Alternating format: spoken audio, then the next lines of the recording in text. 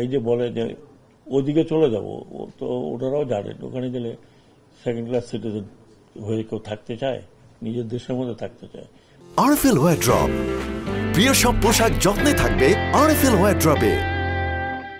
আর বেশিরভাগই আমি যেটা মনে করি, এটা কোনো ধর্ম ভিত্তিক কোনো মারামারি হয় না।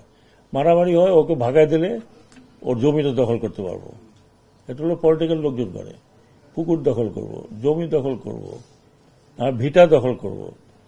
তো এইটা তো আমাদের শুধু যে মাইনরিটির প্রবলেম না, এটা তো আমাদের গরিব মানুষকে ধাক্কায় বাইর করে দেয়, জমি দখল করতে। এই কয়েকদিন আগে আমাকে একজন ফোন করছে, আজকে সকালে, ওনার কত কাঠা জমি ছিল one of the retired air force হাউসে, এই মাটি কাটার ওখানে। বলে আমি 14 বছর আগে কিনছি, তো এখন ডেভেলপারকে দিয়ে ঘর উঠাতে গেছি, আরেকজন আসলে দখল করে ফেলছে, আমি এখন কিছু করতে পারতেছি না। তো এই দখল তো ওনাদের দখল না, দখল তো পারলে পুরো দেশ দখল করে।